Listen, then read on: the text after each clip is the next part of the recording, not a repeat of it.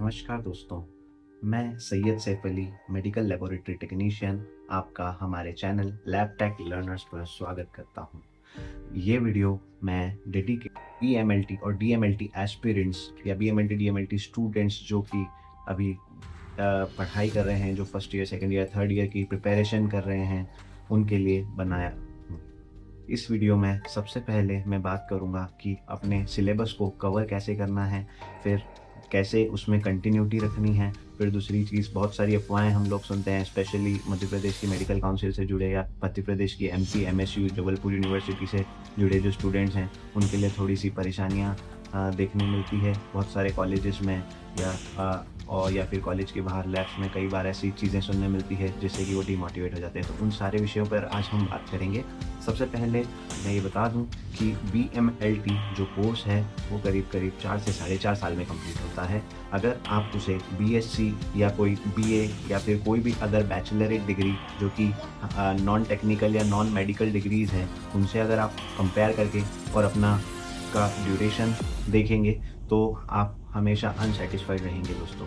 ऐसा इसलिए क्योंकि वो निरंतर काफ़ी समय से ले आ रहे कोर्स हैं और उन कोर्सेज में नंबर ऑफ़ एस्पिरेंट्स या नंबर ऑफ़ स्टूडेंट्स बहुत ज़्यादा होने की वजह से और कॉलेजेस भी बहुत ज़्यादा होने की वजह से, यूनिवर्सिटी के ऑप्शंस बहुत ज़्यादा होने की वजह से उसमें निरंतरता है और बहुत जल्दी एग्ज़ाम्स भी हो जाया करती हैं और डिग्रीज़ भी जल्दी कंप्लीट हो जाया करती हैं as compared to lab technicians. तो हमारी जो फर्स्ट ईयर की एग्ज़ाम्स होती है वो बेसिकली 1.5 से 2 साल में यूनिवर्सिटी से क्लियर होती है। फर्स्ट ईयर की एग्ज़ाम थोड़ा सा डिले होती है, लेट होती है। उसका कारण ये है दोस्तों कि एक तो हमारे जो सेशंस होते हैं 12th तक, वो होते हैं मार्च तक एग्ज़ाम हो जाती है और अप्रैल से नया सेक्शन शुरू हो जाता है। लेकिन पैरामेडिकल में आने के बाद थोड़ा सा चेंजेस ये होते हैं कि हमारे जो सेशंस हैं वो यूनिवर्सिटीज़ में अक्टूबर टू अक्टूबर चलते हैं। इसी वजह से थोड़ा सा जो है एग्ज़ाम में हॉल्ट होता है या डिले होता है, तो हमें लगता है कि एग्ज़ाम लेट हो रही है, जबकि ऐसा नहीं है फ्रेंड्स।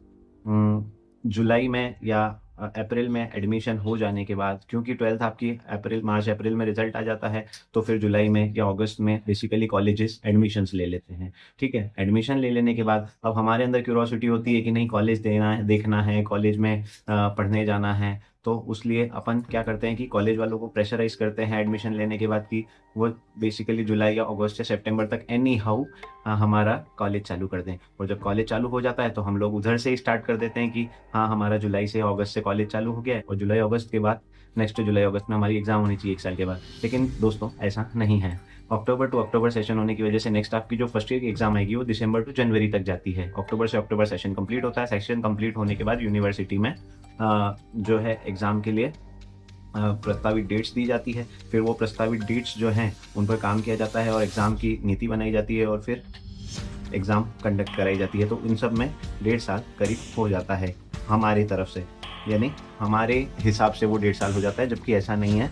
यूनिवर्सिटी अपना काम बिल्कुल समय पर कर रही है। ठीक है, फिर अक्टूबर टू अक्टूबर सेशन कंप्लीट होने के बाद फिर दिसंबर टू जनवरी में आपकी फर्स्ट ईयर की एग्ज़ाम हो जाती है और एक बार फर्स्ट ईयर की एग्ज़ाम हुई तो फिर कंटिन्यूटी के साथ सेकंड और थर्ड ईयर की exams with in 1 year university conduct करवा कर आपका कोर्स क्लियर कर देती है। तो इस सब में करीब 3.5 से 4 साल लग जाते हैं। तो ये सब मैं चीज़ें इसलिए बता रहा हूँ स्टूडेंट्स, क्योंकि ये कोई घबराने वाली चीज़ नहीं है या ये कोई ऐसी चीज़ नहीं है जिस पर गहन विचार किया जा सके या जिसमें हमें ऐसा कुछ लगे कि नहीं, ये क्या पता ये कॉलेज अफिलिएटेड है या नहीं है, क्या पता ये एनरोलमेंट हुआ है या नहीं हुआ है, क्या पता यूनिवर्सिटी ने हमारे कॉलेज को ब्लैकआउट तो नहीं कर दिया, या कहीं ऐसा तो नहीं कि कोई गड़बड़ है जिनकी वजह से हमारी एग्ज़ाम डिले हो रही है। तो ये सारी चीज़ें मेरे ये सारे एक्सप्लेनेशन के बाद मेरे हिसाब से क्लियर हो जाएंगी आपको।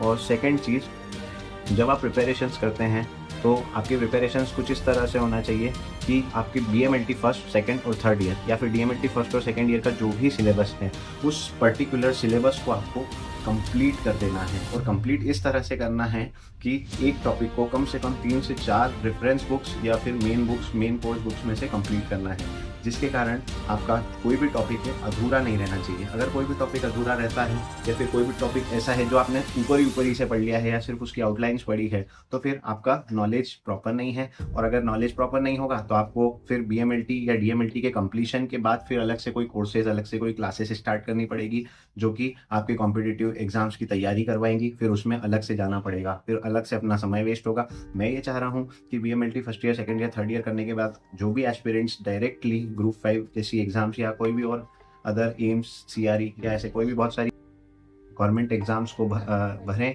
तो डायरेक्टली क्लियर हो जाए। तो उसके लिए सबसे सटीक फार्मूला ये है कि अपने जो पर्टिकुलर ईयर का सिलेबस है, वो सिलेबस की 3 कॉपीज आपके पास होना ज़रूरी है। 3 कॉपीज होने के बाद सबसे फर्स्ट कॉपी जो है वो आप लेंगे और उसकी टॉपिक वाइज स्टडी करेंगे। एक एक टॉपिक को कम से कम 3 से 4 बुक से डीप में घुसकर पढ़ना है। पढ़ने के बाद फिर उसके पर्टिकुलर उससे रिलेटेड वीडियोस अवेलेबल है हमारे चैनल्स पे भी, मैं आगे अवेलेबल करवा दूंगा।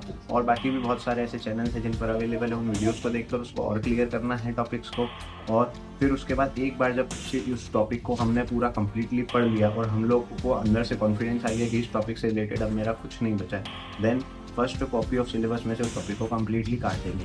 काटने के बाद ऐसे निरंतर सेकेंड टॉपिक, थर्ड टॉपिक और आगे के सारे टॉपिक्स को हमें कंप्लीट करना रहेगा।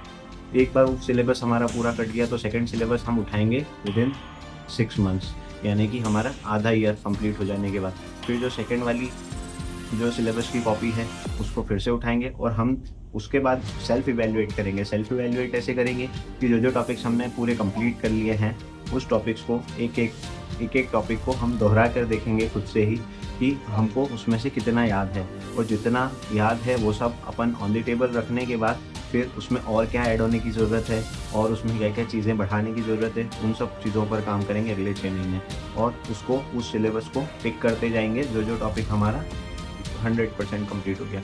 फिर लास्ट कॉपी ऑफ सिलेबस हम उठाएंगे जब एग्ज़ाम से 1 या 1.5 महीना पहले फॉर रिविजनल पर्पस। और जब उठाएंगे तो एक पर्टिकुलर टॉपिक जो हम ले रहे हैं या जो शुरू से ABC से जब पढ़ना चालू कर रहे हैं सिलेबस का, उसमें हम ऐसे पढ़ेंगे जैसे कि उस टॉपिक को आखिरी बार पढ़ रहे हैं। आखिरी बार पढ़ रहे हैं मतलब समझ रहे हैं स्टूडेंट्स, उसको हमें ऐसे पढ़ना है जैसे कि इसके बाद हमको इस सिलेबस या इस सिलेबस के इस पर्टिकुलर टॉपिक को कभी पढ़ने की ज़रूरत ही नहीं पड़ेगी, इतना उसको डेप्थ में जाकर पढ़ना है।